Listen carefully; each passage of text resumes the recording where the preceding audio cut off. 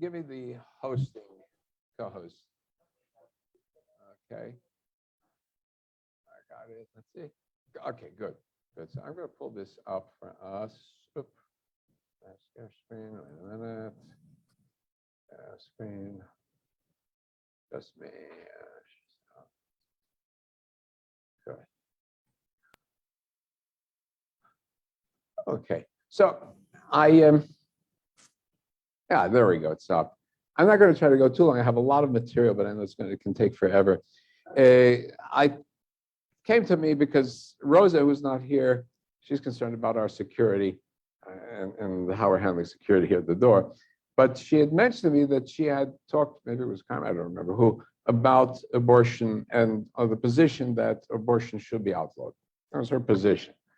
I mean, if it was on all cases or whatever. But so I said, you know what, let me bring this up because yesterday, the Supreme Court made its first pronouncement. There are two different cases, one Texas law, one Mississippi law. I don't want to go into the detail of it. And they sort of fumbled the issue. They didn't give a clear answer. They said, okay, go back to the courts, the federal courts, and then you can sue each other in the federal courts and then come to a decision, then come back up. The Mississippi law is still about 15 weeks for the time limit. They still have to talk on that one. So it's a tough issue. It's a very tough issue. We're talking about Roe v. Wade. And in some ways, maybe this is the bloody Kansas of our century that could split us up. Maybe. Remember what bloody Kansas was, right? The fights in Kansas over whether Kansas would be a free state or a slave state. And some abortion, anti-abortion factions, what they call pro-choice or pro-life, consider this to be the equivalent of the slave, the battle against slavery. So it's not an easy position, right? For the pro-life anti-abortionists, all abortion, no matter the reason, is murder. And the very pro-choice, it's a very abstract term, simply seems like it's a matter of a woman's choice. And unfortunately, it's my choice is the slogan that they use. And that's a very dangerous slogan because I think that's one of the things that boomerangs in society, in general society. But yeah.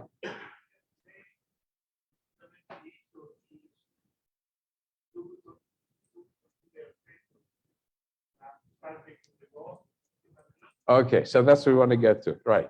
So I want to get to the history of this. Now, there's a lot, just so we think about it, we think of abortion as a very progressive issue. At the beginning of the 20th century, it was a progressive issue, but progressive in the beginning of the 20th century meant racist.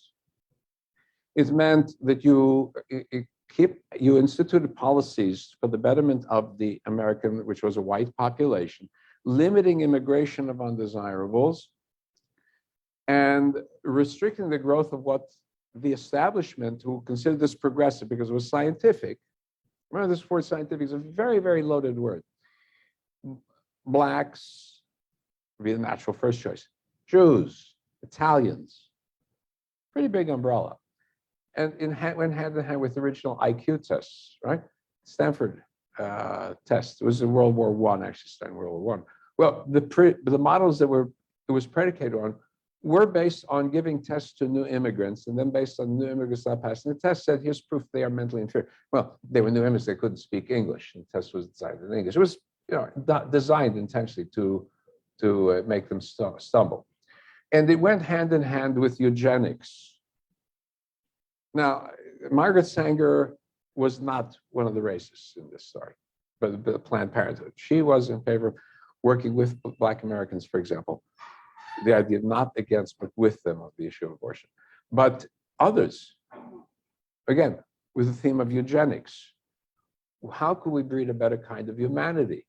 Birth control, and then enforce sterilization of undesirables, mentally feeble, and then people that you don't want. And even in recent years, I say take it into the recent years, noted economists compared the decline in crime since the late 20th century to the increase in access of abortion. Birth control. Why? Fewer births among poor leave fewer teenagers and young adults on the streets to get in trouble, right? Now, that's a very terrible equation. That's a very terrible equation, but here are leading economists who said that's the consequence. Now, we can go even further, and here are two very progressive contemporary philosophers of ethics, Alberto Guiobellini and Francesca Minerva. See how difficult this can be. After birth abortion, just after birth. When circumstances occur after birth, such that they would have justified abortion, what we call after birth abortion should be permissible. This is in the Journal of Medical Ethics, so it's a journal for physicians. We propose to call this practice after birth abortion rather than infanticide, to emphasize that the moral status of the individual killed is comparable with that of a fetus, rather than that of a child. So the child's already born, but he's still considered a fetus. Therefore, we claim killing a newborn could be ethically permissible in all circumstances where abortion would be. Such circumstances include cases where the newborn has the potential to have at least an acceptable life, but the well-being of the family is at risk. The 10 kids, 11th is born, it's a risk for the other 10, off the kid. All right? Now, this is Journal of Medical Ethics. Journal of Medical Ethics. The mother's not relevant. But this is after birth. The child's already born. They're not taking into account the well-being of the child. Choke it. Yes. He says it's not murder. These are two people writing in the Journal of Medical Ethics. Say it's not murder. Right? So I'm saying these are extremes. How far you can go. So another fact of muddling the issue is that up till the middle of the 20th century, it wasn't much we could do to help an embryo out of the womb at the early stages of pregnancy, right? We couldn't see. Yeah.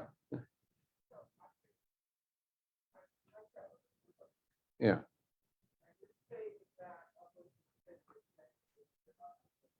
No. I'm saying that the age in which a fetus could be viable has gradually gone down and down, and that complicates the question. People didn't see ultrasound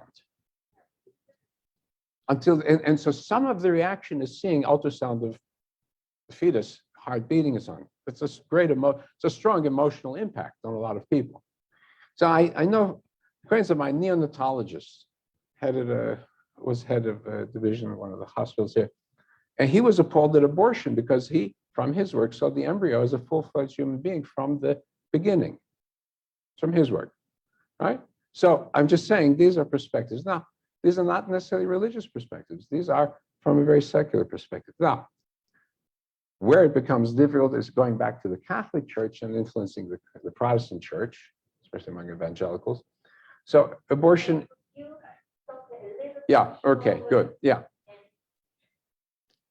Okay. So abortion, in going to classical Christian doctrine, and it's not just rooted in Christianity, it's rooted in Greek thought, actually, is that from the moment it's conceived, the soul, the eternal individual soul enters the egg. And from that moment on, it's a legitimate individual with all the rights and safeguards. And I go back, Aristotle thought that it started at the age of 40 days for male, 80 days for female. Notice the 40 and 80 days is also in the Torah, but it has to do with purity after birth. So the 40-80 thing, the Greeks didn't like their women, just so you know, there's no sympathy. But then if you like geometry, you know your Pythagorean theorem. The Pythagoreans also consider ensoulment at the age of conception. And it's interesting, there's a Talmud records a discussion between one of the rabbis, and I couldn't find the source, and the Roman emperor, maybe it's Antonius Pius, one of the emperors who was a philosopher king, or Marcus. One of them is a philosopher king. And they debate at what point is the soul in the human being, that the embryo is a living human being. And the Roman emperor is the one who says at conception, and the rabbi says no, at birth. Yeah.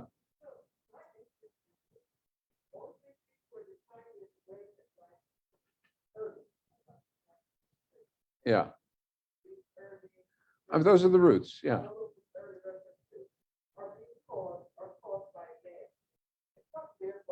Yeah.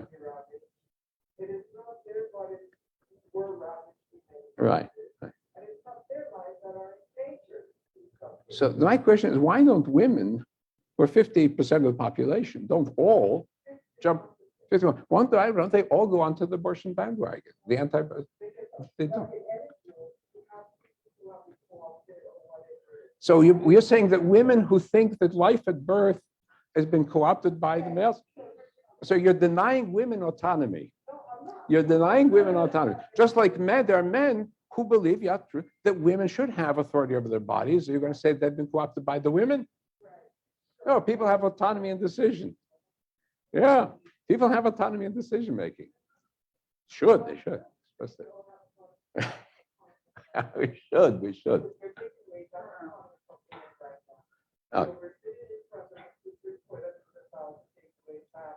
They punted, they waffled on the issue. It's sort of weird.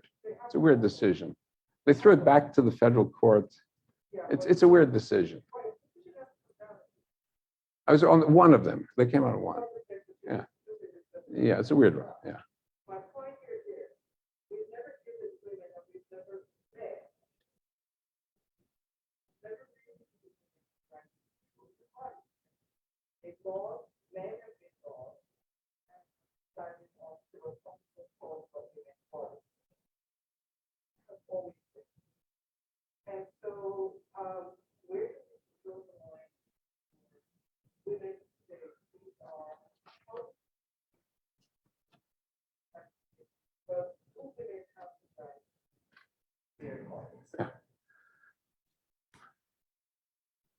Do men have a right to control their bodies in every way? Generally, men are drafted into war set to be shot in pieces, chopped up into pieces, whether they want to or not. Yeah. And the women cheer them on. The women cheer them on. Hey, I know. Yeah. Men, and if men weren't forced to go into war, the Nazis would have finished killing all Jews. I mean, that is it. Society does have power to compel. No, the question is, is it fair? And by the way, this Justice Ginsburg, and her complaint about Roe v. Wade was that Roe v. Wade based on self and privacy, which is implicit when it should have been done on equality. And that was the big flaw. And that's part of the flaw maybe in this. You see, right. And she pointed out the flaw, and that's left a hole in there wide enough for a truck to go through. That's part of the problem, yeah. But I want to go just back on Jewish perspectives, because Jewish perspective is very different from either side. Jews always different from everybody. Number one is Jews did not abandon infants. Like those two philosophers about, afterbirth, right? The practice of the Spartans abandoning deformed babies to the wolves. Because society needed healthy males to fight, healthy women to deliver children. Infant was less than properly formed is doomed. It's in the Roman tables of law. Deformed infants shall be killed. So Roman law also had the right of the father to determine the fate, life, and death of anybody in the family. Wife, children, slaves, right? That's it. When the Jews and the Romans met, many of the Roman thinkers were disgusted by Jews because Jews were concerned about newborn. So Tacitus condemns Jews, and he says it's a proof of the sinister and revolting practice of the Jews that they don't kill infants at birth. So, but what about before birth? Now, what is this? What about before birth? So what is our stance? So what are our sources? All right. So let me pull this up a little bit larger, and you can see. Because I'm just really looking just at our sources. So on the one end, we have a concept, is the Noahide laws. And you can see it all depends on how you parse it. It says, Shofech Adam ha'adam ba'adam. I maybe kind of make it larger.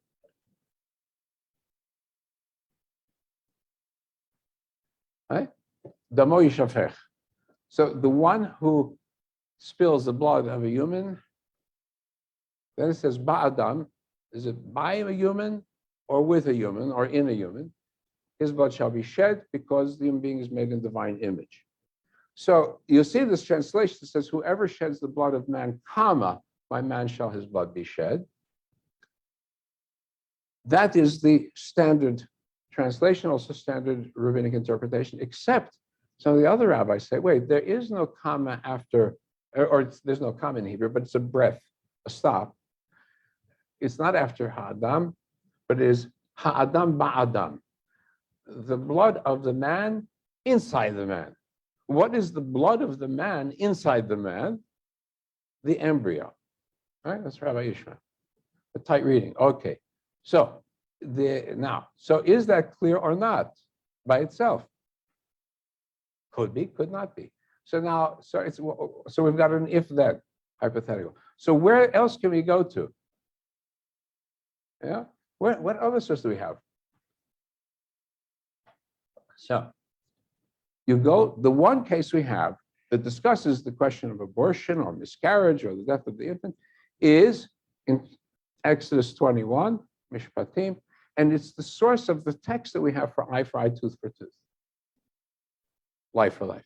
So, two guys are fighting with each other, and they hit a pregnant woman in the midst of the fight, and the Hebrew word has v'yatzu yeladeha, which means the infant, whatever, Vlad, the newborn, the preborn, the fetus, is expelled. V'lo yason, if there is no tragedy, because the infant is expelled, he's dead, but there's no tragedy. To whom? To the woman, Anoshi Anesh, the one who hit her, should be punished financially based on the demand of the woman's husband and adjudicated in the court. Natan Baplili. Okay? So in the case of this, where there's a fight, there's no liability to the infant. The liability is to the damages to the woman who's alive. The infant, irrelevant. I won't say completely irrelevant. There's a monetary penalty because there's been a loss, but it's not a criminal. It's a civil issue. Then it says, Vim ason, yeah, but if there is ason, the word ason, we mean an accident, a tragedy, natata nefesh tachat nefesh. So you give life for life. So what do I mean by tragedy? The woman is killed. The woman is killed, miscarries, but she is killed. Now it is life for life, death for death. In other words, if nothing happens to the woman, then there's only monetary penalty for loss of the child, the pain, and so on. If the woman is killed, then it's a capital case. So let's make sure I understood what you just said. And I remember the passage that you're reading. What we're saying here is that accident or intention, let's just phrase it partially that way. That if the fetus expires, then the husband gets the monetary Right, compensation. Yeah. If the woman dies, then it is. It's a capital case. The capital case. Yeah. Okay. Right. So the life or death of the fetus in this is not the issue. Right. There's the loss of value, of emotional value, pain, aggravation, whatever, but it's not a life, not capital. Now, the Catholic Church, this is where the fight is. Catholic Church have a different text than ours. They go off of the Septuagint, which is the Greek translation, Septuagint. It's older than our copy. We have the Masorah. Masorah is put together, official text, 8th century. 8th century. The Masorah is based on what the rabbis decided in the 2nd and 3rd century as to what would be the text, but the final text not until the 8th. So we have variations in our text. Catholic Church is going to the Septuagint, which is the Greek translation, which is based on a manuscript that is different by not a lot, but in certain places. And in the Greek manuscript, based on what they're reading of our text, the word ason means something vague. If there be form, you shall give life for life. And that is somewhere in the reading the way it is, that if the infant dies, then it is life for life. Not the mother, but the infant. The infant goes, the infant is expelled as a miscarriage, but he's not dead, then there's just a monetary penalty. But if the infant is dead, not the mother, the infant is dead, then it's life for life. That's the text that the Catholic Church uses on. Right? Huh? That's then they're two dead. But they're reading the text as looking at the infant. Just from the wording from the Greek version, the way it's worded. So is ours the right? We claim ours is right. We claim theirs is wrong. So anyway, the Talmud, based on that, goes, the assumption, there's material damage, it's not the capital case. Now, it's interesting because this exact wording, that life for life now, you have the rest of the eye for eye, tooth for tooth. Maybe what they're doing is they're quoting the entire common phrase. Life for life is part of a whole phrase, and it's repeated in a few other places. Life for life, eye for eye, tooth for tooth. It's a quotation. Quotation is found everywhere in the Middle East. Everywhere in the Middle East. Everything's found everywhere. So all of the code, there's similar cases in the Middle East. There's a miscarriage, penalty, not capital. Throughout the Middle East, except only one peoples, the Assyrians. The Assyrians are the only ones who who have something similar, and abortion is a capital crime. The Assyrians, maybe why? Because their military state, it's the loss of a warrior. Possible. So now let's go to some other sources. So we see that the Jewish position, very different from the Catholic position, very different from the general Christian position. So we talk about a woman who, in the Mishnah, talks about a woman who is having trouble during birth, complications in birth, right? It's the last minutes before birth. Mechatchim et havlad. You go inside and you cut up the fetus and you pull it out, because it's the only way they could do it in antiquity. You go in, you cut it out piece by piece. Maybe they used cesarean section to go from the side, or they were able to go in through the vagina, the opening. Either way, why? Chayeha kodmim l'chayav. We're not discussing whether he's alive or not, or the baby infant's alive or not. It's she is already alive. The fetus is a potential life. We cannot sacrifice one life for another life. Her life is definitely at risk. We don't know about the infant. En dochim nefesh mipnei nefesh. If I say, I'm going to kill you so he will die, so he will live, I cannot make that choice. I cannot make that choice. Now, it means I lose the infant, but we don't know. We don't know if that infant is viable. No, until the 20th century, we had no idea the infant was viable at birth. When do you mourn for an infant? Do you know at what point you may mourn for an infant that dies after birth? 30 days. The first month is undetermined. We don't know if the baby was born before term. We had no way to know. So if it was before 30 days, maybe that infant really had not yet been born in that sense. It was not really full term.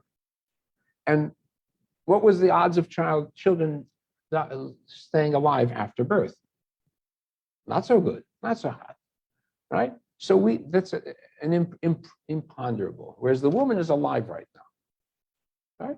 That's it. So now we're not saying that this is live or not live, but we have definitely she's alive. This one we don't know. Catholic. One of the problems for the Catholic world was that the mother's been alive, she's already been saved, and we don't care about this life. It's the next life. The infant has to be born in order to be saved. Joe, didn't you talk about landing in Ireland? And what happened? What was the story?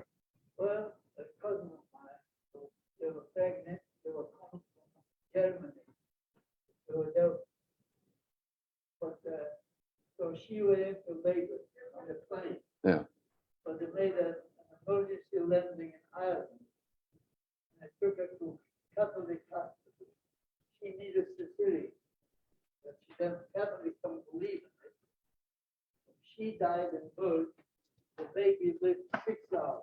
Yeah, that's it. Yeah, yeah. So Ireland today, I think, is strongly pro-abortion. I think it's a reaction to the Catholic Church. Actually, it's a reaction to the Catholic To things like that. Yeah.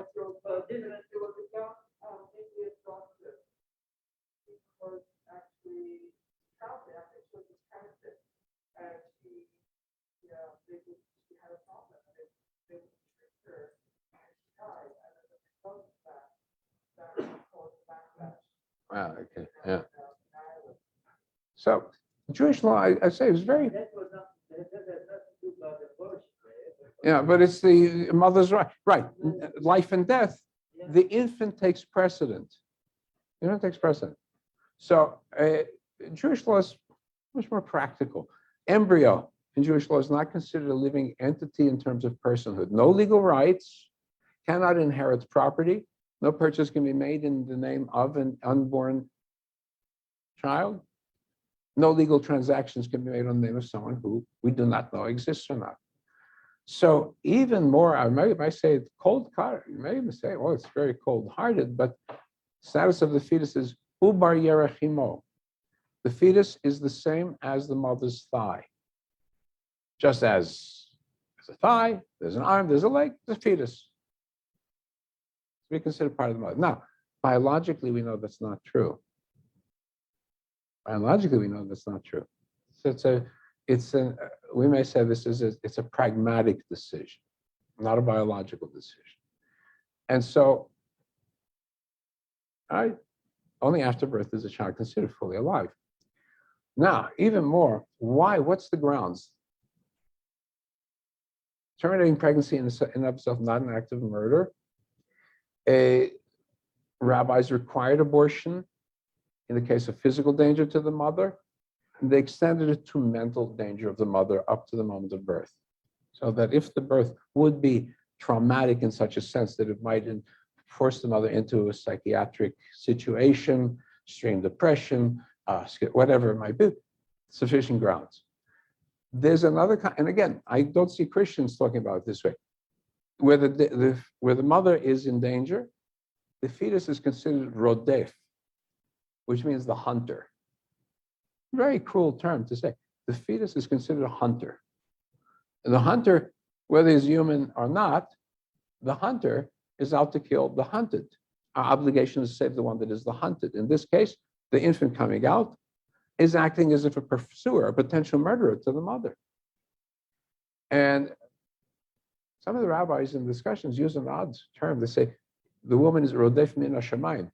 God himself is persecuting her. And I have the obligation to intervene, even though it's coming from God. We don't know what it's coming from. Everything act of God. We have an obligation to intervene to save the mother's life. And they got, as I said, they extend it to mental stability. So I would not say that the rabbis endorsed or authorized abortion at will. They could not go that route. They did consider fear of pain, mental anguish, potential shame as legitimate grounds for abortion. In case of rape, the shame of having to give birth and raising a child, a product of rape or incest, right? Things like that, they authorized. Yeah. In those cases, the operative question was that the mother's needs took precedent over the potential. Mother is actual, there was potential. Yeah. When I was married, my wife had a forced pregnancy, meaning the sperm, the egg never touched. The body was Reacting. Interesting. Yeah. Of course, I expect the abortion. Right. So what do you do from that one? You gotta do what? Yeah. No. So there's no embryo there to begin with. So it's not an abortion. It's The body's acting like it's the body's reacting, but there's no there there. All right. Body's trying to expel something from it. Natural miscarriage. What's a natural miscarriage? Where the infant is not developing in the embryo properly. The body is expelling it. And then sometimes it's complicated, so you do dilatation and dilatation and curettage, or whatever that term is. Danger. Yeah. Yeah. So here, it fails to the woman, then you must do what you can to save the woman. Yeah. Now, I don't know what the Texas law has now in the Mississippi law. I don't know. Yeah. So that would be, it should have been under the equality, equal rights. That's where the court picked the wrong case. That's why Ginsburg was very concerned about it. Another case, interesting case, also mental and emotional health of the mother. Ramban, Nachmanides, said performed an abortion for a Gentile woman to protect her from future sterility. She would be sterile. She would not have children if she gave birth, and the birth would not be a healthy birth anyway. He performed the abortion. I don't know what the case was behind it, but this is clear that they were, especially in the earlier stage of the pregnancies, the rabbis in general tended to be lenient. The state of Israel uses this approach, general. Abortion allowed with the committee. If the woman is unmarried because of her age, under 17, for example, or over 40, again, because of age, there'll be complications, or pregnancy under illegal circumstances, rape, statutory rape, or an incestuous relationship, or birth defects, or risks to the mother and to the life of the mother, right? Those are, and in general, and my understanding was that the committees would be involved, generally tended to be lenient in the issue of abortion. So I just don't want to get too much into the politics of it, but I want to say here sort of, we might say the Jewish idea, sort of going back to Bill Clinton, abortion should not be not only safe and legal, should be rare. Should try to find ways, where can we minimize it, birth control, do it as early as possible, the morning after pill, right? Things like that. We are not in any way the absolutist position, but we're saying we want to deal with all the possible issues. The woman giving birth, yes, has to be involved. She needs consultation because not light, not a light issue. There are a lot of emotional scars either way, right? And so our concern is, what is the status of the mother? How is she able emotionally to handle it? Physically and emotionally. Those are the concerns. Okay, so probably if in Texas, a Jewish woman was in trouble and couldn't get the abortion, she could sue for invading her religious conscience, which says she must stay alive. No, then you can sue the court for violation of religious rights.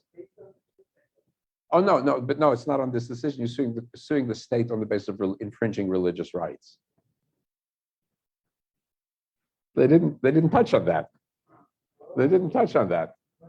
All right. So if it came to a case like that would be a very extreme case.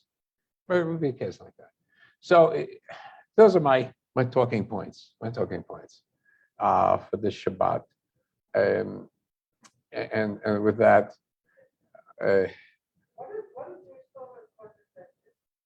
generally pro-contraceptive after you've had some children. In other words, a couple are married. The intention of marriage, in theory, is a young couple, family is supporting them.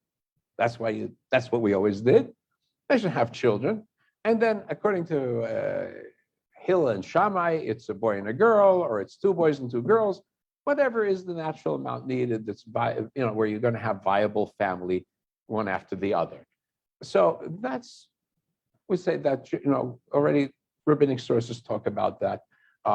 Mishnah talk about using the equivalent of using the equivalent of a diaphragm. Ancient. Using the equivalent of plants that would cause or prevent pregnancy. The example given is that of a nursing mother who she needs to nurse the child, and the next birth would interfere with the milk flow. So you delay so that you have. So that's in Jewish sources. Of course, the other side of the coin is Jews like big families. Yeah. But it was Hasidic families tend to be big families. It's very interesting, by the way.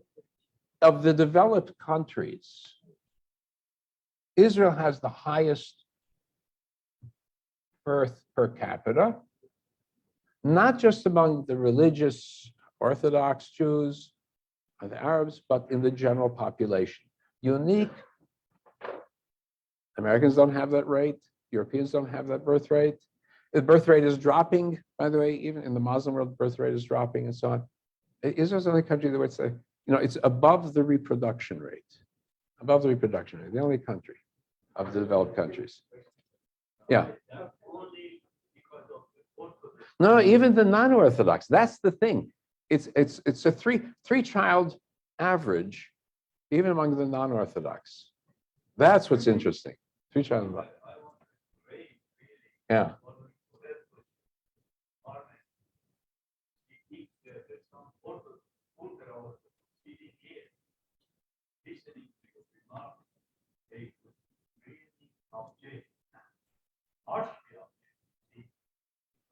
Their belief contraceptive is forbidden no matter what,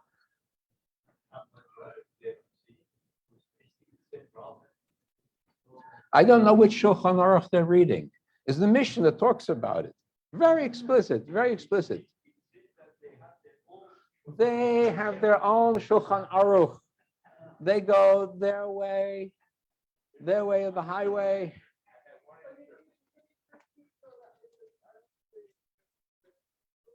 Oh, yeah. Dr. Norman asked, he says about the ultra-Orthodox, he says, but you may not have contraception. And I said, no, you encourage childhood, you encourage childbirth. Yes, I understand that. But contraception is permitted in the halakha, in the Mishnah, very explicitly. Very explicitly. So I don't know which Shulchan Aruch they're reading. I don't know which Shulchan Aruch they're reading. Look, my grandfather was Orthodox, very Orthodox. He had 2 kids. End of the story. That's it. The beginning of the last century. My great-great-grandfather, going back to Rabbi Akiva Eiger, married twice, had 8 with the first wife. Wife died, had 9 with the second one, something like that. 17 cents. He was the most prominent rabbi at the beginning of the 1800s. So there are thousands of descendants. But once you go past the next generation, there's still Orthodox, fewer and fewer children. Once children became viable, also in Orthodox society, childbirth went down. As children became viable. As long as children were not viable, he had to produce because the odds are not there. So his odds were very good because he had 19 children as laws of hygiene and other laws began to take effect and rules and practices in the beginning of the 18th century, 19th century, or 18th century, 1800s. Yeah, I'm getting my centuries mixed up. So it's all new stuff. Okay? Very new. Okay. All right. Because I know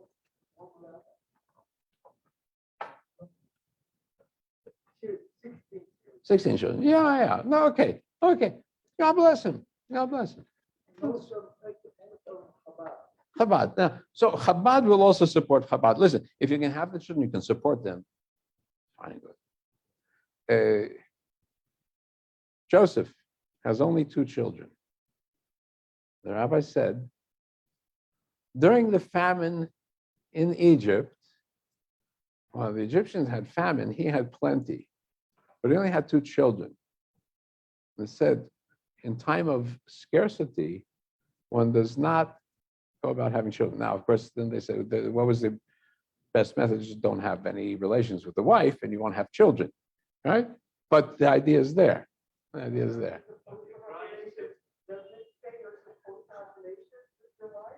Yeah, but he said, no. So the argument is, how can he be enjoying himself when everybody else is suffering? And therefore, justice demanded. How could she have fun? How could she have fun while everybody's suffering? Right? Isn't this one of the problems we have with leaders today? They go and they tell everybody to be quarantined and then go to French Laundry, all right? So Joseph sets the example.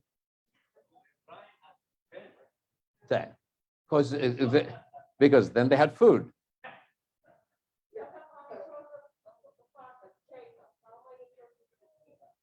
So Joseph, the father had 12 sons, 1 daughter that we know about. With the presumption is there are other daughters, but we only know the one. Huh? Yeah.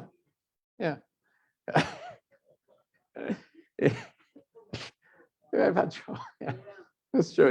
He's traveling up and down the country.